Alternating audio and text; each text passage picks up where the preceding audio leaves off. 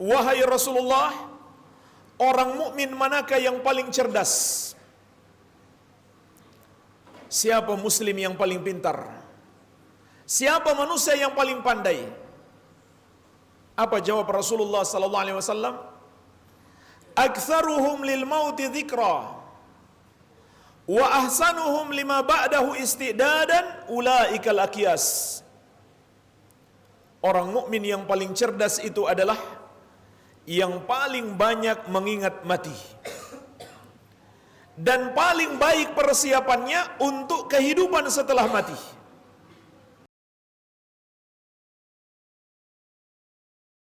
Semoga Allah Subhanahu wa taala senantiasa mencurahkan rahmatnya kepada kita sekalian.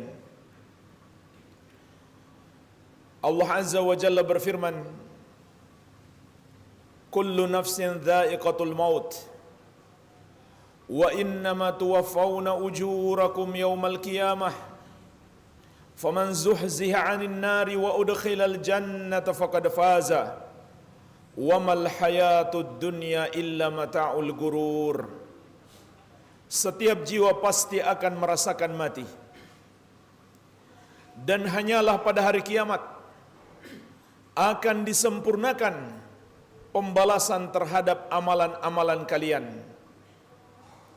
Maka barang siapa yang dibebaskan dari api neraka dan dimasukkan ke dalam surga, sungguh dialah orang yang beruntung. Dialah orang yang sukses.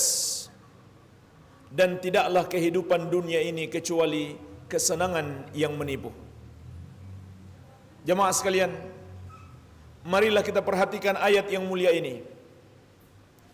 Allah Azza wa Jalla menjelaskan kepada kita 4 pelajaran penting yang hendaklah kita ingat selalu. Maka kita akan mendapatkan kebahagiaan di dunia dan di akhirat. Yang pertama, Allah ingatkan setiap jiwa pasti akan merasakan mati. Setiap kita, dan bahkan telah kita yakini bersama, akan pergi meninggalkan kehidupan dunia ini. Oleh karena itu Allah juga menamakan kematian itu sebagai keyakinan. Wa'bud rabbaka hatta ya'tiyakal yaqin. Dan beribadahlah kepada Rabbmu sampai datang kepadamu kematian. Sampai datang kepadamu sesuatu yang kamu yakini, yaitu kematian. Dan Nabi SAW mengingatkan kita ketika beliau ditanya, wa ayyul mu'minina aqyas, wahai Rasulullah, orang mukmin manakah yang paling cerdas? Siapa muslim yang paling pintar? Siapa manusia yang paling pandai? Apa jawab Rasulullah sallallahu alaihi wasallam? Aktsaruhum lil mauti dzikra wa ahsanuhum lima ba'dahu istidadan ulaikal aqyas. Orang mukmin yang paling cerdas itu adalah yang paling banyak mengingat mati dan paling baik persiapannya untuk kehidupan setelah mati. Jadi jemaah sekalian, Rasulullah SAW menyuruh kita untuk banyak mengingat mati. Dalam hadis yang lain beliau bersabda, "Aktsiru min dzikri hadzimil ladzat." Perbanyaklah mengingat pemutus segala kenikmatan dunia ini, yaitu kematian. Beliau ingatkan kita, kematian adalah pemutus segala kenikmatan dunia, agar kita selalu mengingat semua kenikmatan dunia, kemewahan dan kekayaan dunia yang kita miliki hari ini akan terputus dengan kematian kita. Tidak ada yang bisa kita bawa sampai ke akhirat. Oleh karena itu, orang yang cerdas, kata Nabi SAW, bukan sekedar ingat mati, tapi melakukan persiapan. Bekal-bekal apa yang hendak dia bawa setelah mati. Inilah orang yang paling cerdas, yang selalu ingat mati. Kemudian yang kedua, Allah ingatkan, Wa innama tuwaffawna ujurakum yaumal qiyamah. Kelak pada hari kiamat akan disempurnakan pembalasan terhadap semua amalan kalian. Jadi jemaah sekalian, kematian itu bukanlah akhir. Makanya termasuk kesalahan besar kalau kita mengatakan ketika ada orang yang wafat lalu kita katakan beliau telah kembali ke tempat peristirahatannya yang terakhir. Itu kesalahan besar. Kematian itu justru adalah pintu gerbang untuk memasuki kehidupan yang sebenarnya. Kehidupan yang tidak ada lagi kematian setelahnya. Rasulullah sallallahu alaihi wasallam juga bersabda, "Innal qabra awwalu manazilil akhirah, faman naja minhu fama ba'dahu aisaru minhu, wa man lam yanju minhu fama ba'dahu asyaddu min." Sesungguhnya kuburan itu adalah persinggahan yang pertama dalam perjalanan di negeri akhirat. Jadi ketika kita mati berpisah dengan hidup ini, kemudian masuk ke alam kubur, itu kita baru memasuki persinggahan yang pertama. Bagaimana bisa dikatakan yang terakhir? Dan juga jemaah sekalian, bagaimana bisa kita mengatakan dia sudah beristirahat dalam damai? Kita nggak tahu, itu perkara gaib. Justru bisa jadi orang yang masuk ke kuburan, dia baru saja menghadapi siksaan yang sangat dahsyat. Bukan istirahat, tetapi menghadapi kesusahan yang jauh lebih dahsyat daripada kehidupan di dunia. Makanya Nabi SAW mengatakan, barang siapa yang selamat di kubur, maka perjalanan berikutnya semakin mudah. Barang siapa yang di kuburnya tidak selamat, perjalanan berikutnya semakin berat.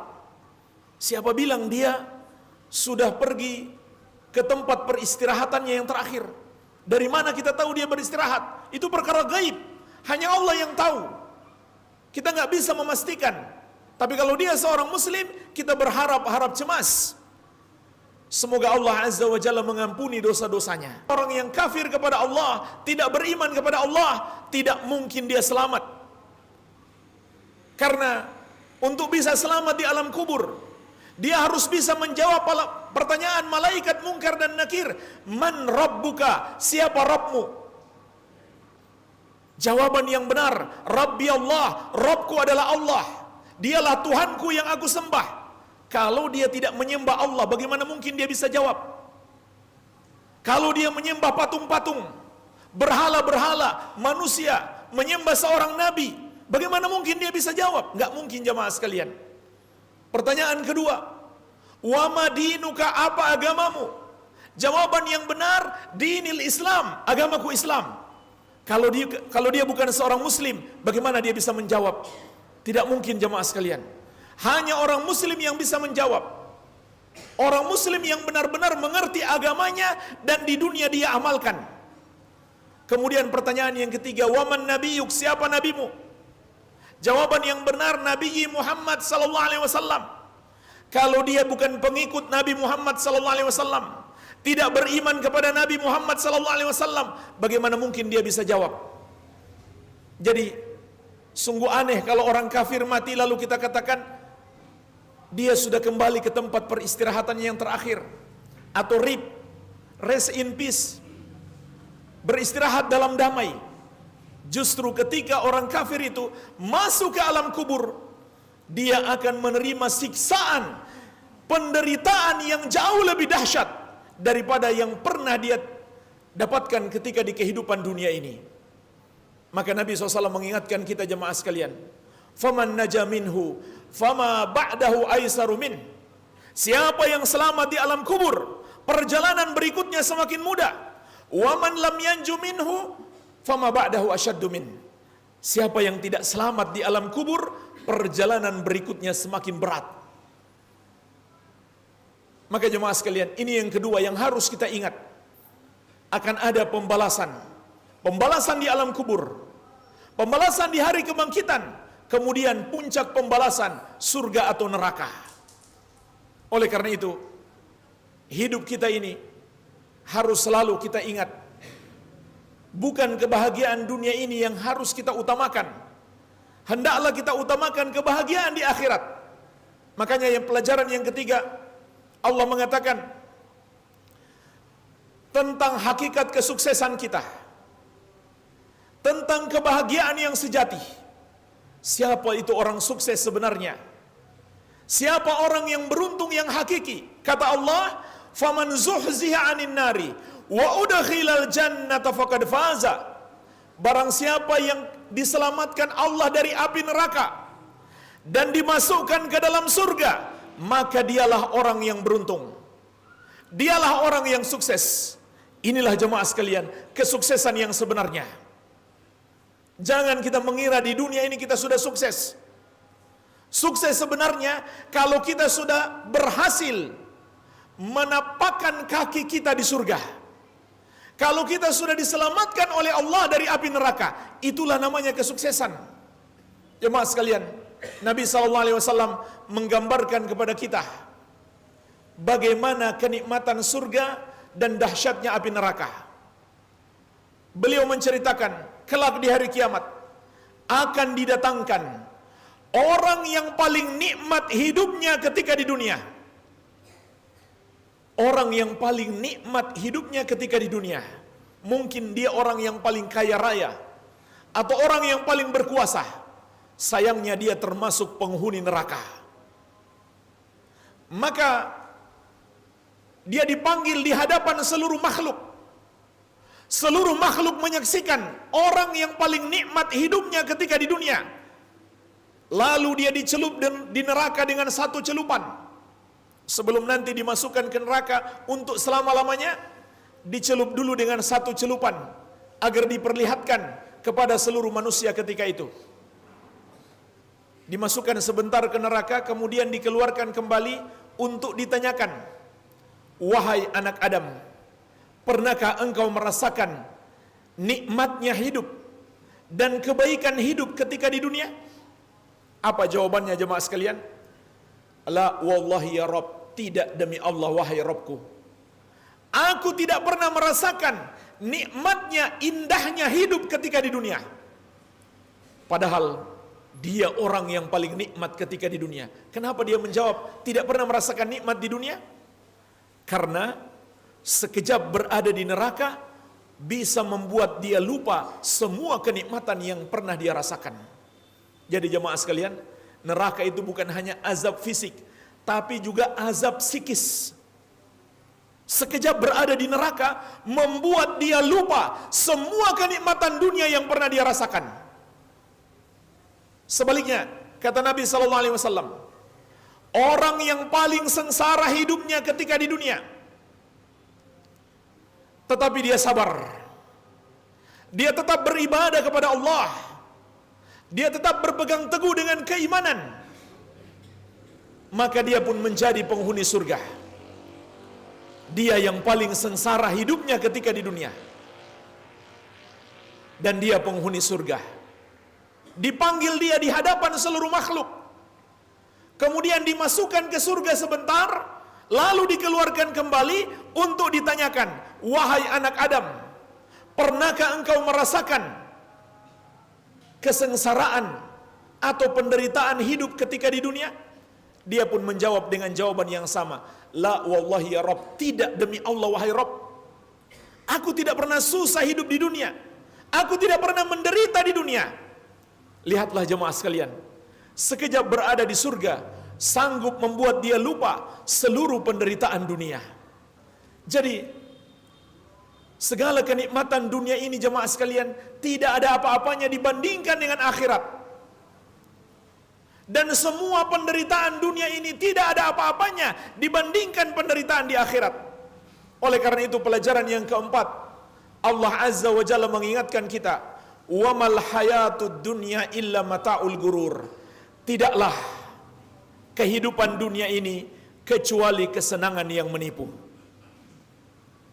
Harta kita, keluarga kita,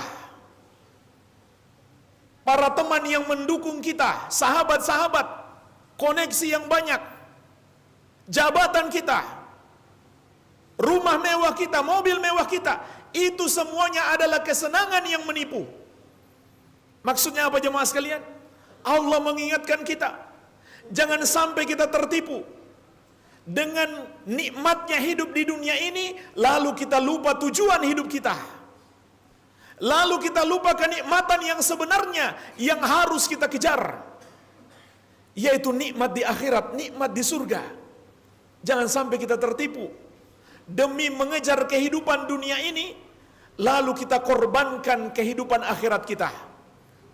Itulah sebabnya jemaah sekalian, Nabi SAW mengatakan, orang yang paling cerdas, orang yang paling pintar adalah yang paling banyak mengingat mati. Tapi bukan hanya mengingat mati, tapi juga kata Nabi SAW, paling baik persiapannya untuk kehidupan setelah mati. Jadi orang cerdas itu bukan orang yang memikirkan masa depannya 30-40 tahun yang akan datang. Orang cerdas yang sebenarnya yang memikirkan masa depannya di alam kubur, yang memikirkan masa depannya di hari kebangkitan, mungkin 1000 tahun yang akan datang, 1.000.000 tahun yang akan datang di kehidupan yang kekal abadi. Itulah jemaah sekalian kecerdasan yang sebenarnya. Wabillahi taufiq walhamdulillahi rabbil alamin.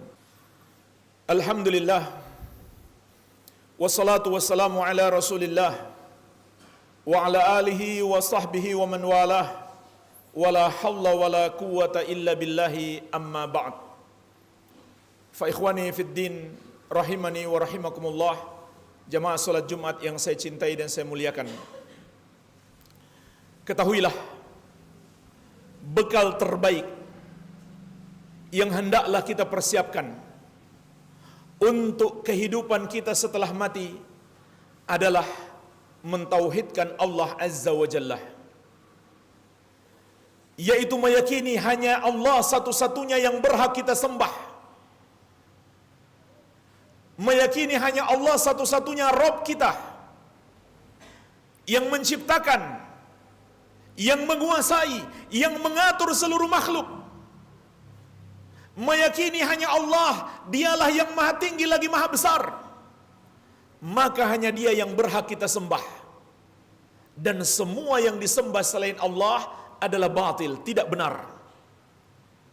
Dalam surat Al-Hajj ayat ke-62 Allah Azza wa Jalla menegaskan, "Dzalika bi anna Allah huwal haq wa anna ma yad'una min dunihi huwal batil wa anna Allah huwal aliyyul kabir." Dialah Allah sesembahan yang benar, dan semua yang mereka sembah selain dia, yang mereka anggap Tuhan selain Allah, adalah batil. Batil itu artinya salah, tidak benar. Dan bahwasanya Allah, dialah yang maha tinggi lagi maha besar.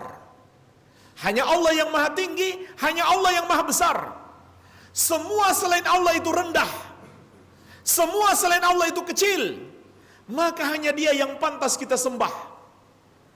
Maka hendaklah kita murnikan semua amal ibadah kita hanya untuk Allah, dan menjauhi dosa syirik, dosa mempersekutukan Allah, menduakan Allah, atau menyembah kepada selain Allah, atau meyakini ada Tuhan selain Allah, atau meyakini ada yang mengatur, menguasai alam ini selain Allah, atau meyakini ada yang pantas disembah selain Allah Subhanahu wa ta'ala. Itulah namanya dosa syirik, dosa yang paling besar, yang paling Allah murkai. Apabila kita murnikan keimanan kita dari segala macam dosa kesyirikan ini, maka kita akan mendapatkan jaminan keselamatan dari azab Allah di hari kebangkitan. Sebagaimana Rasulullah SAW pernah mengabarkan kepada kita tentang hak Allah dan hak hamba. Kata Nabi SAW, Allah memiliki hak, hamba juga punya hak. Apa hak Allah jemaah sekalian? Beliau bersabda, "Haqqullahi 'alal ibadi ayya'buduhu wa la yusyriku bihi syai'an." Hak Allah atas para hamba, hak Allah untuk seluruh makhluk, mereka beribadah hanya kepada Allah dan tidak mempersekutukannya dengan sesuatu apapun. Inilah jemaah sekalian, hak Allah atas kita. Oleh karena itu, hamba yang beribadah kepada selain Allah, hamba yang berbuat dosa kesyirikan adalah hamba yang tidak menunaikan hak Allah. Maka jemaah sekalian, hadis ini memberi pelajaran penting bagi kita. Apabila disembah itu adalah hak Allah dan tidak diduakan, tidak dipersekutukan, itu adalah hak Allah. Kalau begitu, kita sebagai hamba tidak punya pilihan lain kecuali menyembah hanya kepada Allah. Kita tidak diberikan hak oleh Allah untuk menyembah selain Allah. Jadi kalau ada orang yang berkeyakinan manusia itu suka-suka dia saja, bebas merdeka, memilih siapa yang hendak dia sembah, ini adalah keyakinan kufur. Karena kalau orang memilih sesembahan selain Allah, berarti dia nggak menunaikan hak Allah dong. Jemaah sekalian, jangankan hak Allah, hak orang tua kita saja, kita nggak punya pilihan kecuali harus menunaikan. Setiap anak wajib berbakti kepada orang tua, apalagi hak Allah. Jadi hamba tidak punya pilihan kecuali menyembah hanya kepada Allah. Tidak boleh dia memilih Tuhan yang lain.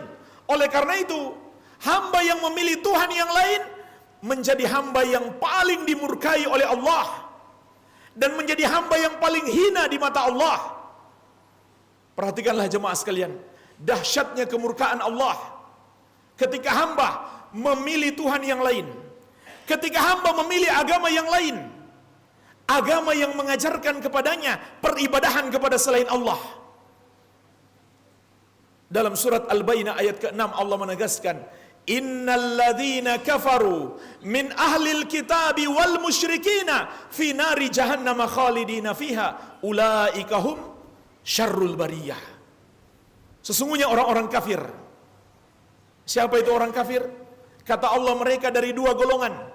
Yang pertama golongan ahlul kitab, yaitu Yahudi dan Nasrani. Mereka disebut ahlul kitab karena dulu Allah pernah turunkan kepada mereka kitab Taurat dan Injil yang mengajak mereka beribadah kepada Allah, lalu mereka rubah-rubah kitab itu sehingga mereka menjadi menyembah kepada selain Allah. Kemudian golongan yang kedua adalah al-musyrikin. Setiap orang yang menyembah kepada selain Allah atau tidak menyembah kepada Allah sama sekali, atau dia menyembah kepada Allah tapi dia juga menyembah kepada selain Allah, itulah orang-orang musyrik. Perhatikanlah jemaah sekalian, bagaimana dahsyatnya kemurkaan Allah kepada mereka. Kata Allah, tempat mereka di neraka Jahannam, khalidina fiha, kekal di dalamnya. Ketahuilah, seburuk-buruknya seorang muslim, mungkin dosanya banyak, tapi dia tidak berbuat syirik, dia tidak menyembah kepada selain Allah, dia tidak membenarkan agama selain Islam, masih ada harapan dia mendapatkan ampunan. Kalaupun dia tidak diampuni, Allah masukkan dia ke neraka, dia tidak kekal selama-lamanya. Itulah jemaah sekalian, seburuk-buruknya seorang muslim tetap saja masih lebih baik daripada orang kafir. Andai orang muslim ini masuk ke neraka, tidak kekal di dalam neraka, karena Allah kabarkan kepada kita, yang kekal di neraka hanyalah orang-orang kafir. Kemudian di akhir ayat Allah mengatakan, ulaika hum syarrul bariyah, mereka itulah seburuk-buruknya makhluk, sehina-hinanya makhluk, karena mereka melakukan dosa terbesar, menyembah kepada selain Allah, mengikuti agama yang mengajarkan peribadahan kepada selain Allah. Jadi jemaah sekalian, kita nggak punya hak untuk memilih agama selain Islam, karena selain Islam akan mengajarkan kepada kita peribadahan kepada selain Allah. Berarti nggak mungkin kita menunaikan hak Allah kalau kita memilih agama selain Islam. Maka inilah hak Allah, disembah dan tidak dipersekutukan. Lalu jemaah sekalian, apa hak kita kalau begitu? Kata Nabi SAW, wa haqqul ibadi 'ala Allah alla yu'adziba man la yusyriku bihi syai'an. Adapun hak hamba atas Allah adalah Allah tidak akan mengazab orang yang tidak mempersekutukannya dengan sesuatu apapun. Inilah jemaah sekalian, hak kita sebagai hamba. yaitu jaminan keselamatan dari azab Allah apabila kita tidak menyembah kepada selain Allah. Apabila kita tidak menuhankan selain Allah, maka Allah berikan kepada kita jaminan keselamatan dari azabnya. Oleh karena itu jemaah sekalian, Nabi SAW mengabarkan kepada kita, inilah modal terbesar untuk mendapatkan ampunan Allah. Kita semua menyadari, kita ini banyak dosa. Bagaimana agar kita bisa menggapai ampunan Allah? Maka nomor satu jemaah sekalian, perbaiki tauhid kita, bersihkan keimanan kita dari kotoran-kotoran syirik dan noda-noda kekafiran. Karena dalam hadis qudsi yang diriwayatkan Imam At-Tirmidzi dari Anas bin Malik radhiyallahu anhu, Rasulullah sallallahu alaihi wasallam bersabda, Allah Subhanahu wa taala berfirman, "Ya bani Adam, lau ataitani bi qurabil ardi khataya, thumma laqitani la tusyriku bi syai'an, la ataituka bi qurabiha maghfiratan." Wahai anak Adam, andaikan engkau datang menghadapku membawa dosa sepenuh bumi, namun engkau tidak mempersekutukan aku sedikit pun, niscaya aku akan memberikan kepadamu ampunan sepenuh bumi itu pula. Perhatikanlah jemaah sekalian, hadis yang mulia ini. Ini syarat utama mendapatkan ampunan. Jauhi semua dosa syirik. Walaupun dosa kita banyak seisi bumi, asalkan itu bukan dosa syirik, masih mungkin diampuni oleh Allah, asalkan kita menjauhi dosa syirik. Sebagai penutup jemaah sekalian, marilah kita bertanya kepada diri kita sendiri, apakah kita sudah bersih dari dosa syirik? Apakah kita sudah selamat dari dosa syirik? Jangan-jangan setiap hari kita masih berbuat dosa syirik. Maka ketahuilah jemaah sekalian, kita nggak akan bisa menjawab pertanyaan ini sampai kita mendalami atau belajar ilmu agama, agar kita tahu mana itu syirik, apa itu dosa syirik. Kalau kita nggak belajar, bagaimana caranya kita tahu? Seperti jemaah sekalian, ada orang yang mengira hartanya bersih halal. Dia katakan, saya tidak lagi makan riba. Ternyata setiap bulan dia ambil bunga bank. Karena dia nggak ngerti, bunga bank itu riba berdasarkan kesepakatan ulama ahli fikih. Karena dia nggak tahu. Begitu pula syirik. Kalau kita nggak ngerti apa saja dosa syirik itu, mungkin kita masih berbuat dosa syirik tanpa kita sadari. Sedikit contoh jamaah sekalian, termasuk syirik, orang yang meyakini di tempat tertentu, di pantai misalkan, atau di gunung tertentu, ada penguasa selain Allah. Ada yang mengatur di situ selain Allah. Bahkan tidak jarang yang mereka anggap penguasa itu sebenarnya justru setannya di situ, yang menakut-nakuti mereka. Bahkan jemaah sekalian, mereka pun membuat upacara sesajen untuk menghormati katanya penguasa atau penunggu di tempat itu, mendekatkan diri kepadanya. Mereka pun bermohon, berdoa kepadanya, berharap kepadanya. Ini semuanya adalah syirik jemaah sekalian. Ada pula yang menyembelih hewan untuk persembahan kepadanya, itu juga syirik. Kenapa syirik? Karena menyembelih itu ibadah. Fasholli li rabbika wanhar. Salatlah dan menyembelihlah hanya untuk Rabbmu. Maka siapa yang menyembelih untuk selain Allah, dia telah berbuat syirik. Ada pula yang masih meyakini ada kubur-kubur keramat. Jemaah sekalian, tidak ada ajaran Islam kuburan keramat. Maksudnya kuburan keramat tempat kita berdoa kepada Allah. Kalau berdoa di situ lebih dikabulkan, tidak ada. Itu bukan ajaran Islam. Tidak ada satu ayat pun, tidak ada satu hadis pun yang mengajarkan kita seperti itu. Apalagi yang datang ke kuburan yang mereka anggap keramat itu, mereka bukan hanya berdoa kepada Allah, tidak sedikit mereka sudah berdoa kepada penghuni kubur itu. Maka itu syirik. Kenapa syirik? Karena doa itu ibadah. Nabi Muhammad SAW menegaskan, ad-du'a'u huwal ibadah. Doa itu adalah ibadah. Maka siapa yang berdoa kepada selain Allah, kepada makhluk siapapun, dia telah berbuat syirik. Dan jemaah sekalian, Nabi SAW tidak pernah sekalipun mengajarkan kepada kita cara berdoa dengan cara berdoa kepada orang soleh, nanti orang soleh itu yang kabulkan doa kita, atau dia yang teruskan kepada Allah. Tidak ada. Dan sahabat-sahabat Nabi, murid-murid beliau tidak pernah mempraktekkan cara berdoa seperti itu. Itu cara-cara yang baru yang Nabi SAW tidak pernah ajarkan. Dan bahkan itu syirik, karena doa itu ibadah, tidak boleh diberikan kepada selain Allah. Masih ada pula yang percaya ada orang tahu perkara gaib. Padahal Allah tegaskan surat An-Naml ayat ke-65, "Qul la ya'lamu man fis samawati wal ardil ghaiba illallah." Katakan, tidak ada satu makhluk pun di langit maupun di bumi yang tahu perkara gaib kecuali Allah. Jangankan di bumi, makhluk di langit, para malaikat tidak tahu perkara gaib. Kok bisa-bisanya kita dibodoh-bodohi? Katanya dia anak indigo, katanya dia punya indera keenam, katanya dia sudah jadi wali, sudah sampai tingkat hakikat ma'rifat. Itu semuanya adalah pembodohan terhadap umat. Allah mengatakan tidak ada yang tahu perkara gaib kecuali Allah. Para nabi pun tidak tahu kecuali Allah berikan wahyu, dan Allah hanya berikan wahyu tentang perkara gaib kepada para nabi.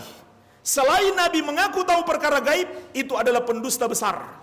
Perhatikanlah jemaah sekalian, surat Al-Jin ayat ke-26, Allah menegaskan, "Alimul ghaibi fala yuzhiru ala ghaibihi ahadan illa man irtada mir rasulin." Allah yang maha tahu perkara gaib, Allah hanya tampakkan perkara gaib tersebut kepada para rasul yang Allah ridhoi. Allah tidak tampakkan kepada seorang pun. Jadi kalau ada yang mengaku tahu perkara gaib, dua kemungkinan, dia seorang nabi atau dia pendusta, itu saja. Allah menegaskan hanya para nabi yang Allah beritahukan sebagian kecil saja tentang perkara gaib itu. Selain para nabi tidak. Dan jamaah sekalian, dalam Islam yang ngaku-ngaku tahu perkara gaib, yang sok tahu isi hati orang, yang bisa meramal masa depan, itu namanya dukun.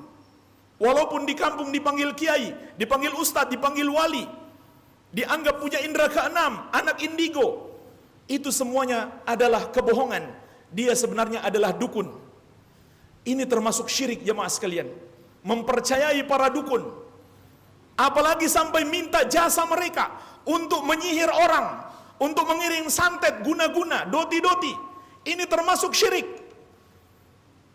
Allah menegaskan dalam Al-Quran, "Wa ma kafara Sulaiman walakinna syayatina kafaru yu'allimuna an-nasa sihir."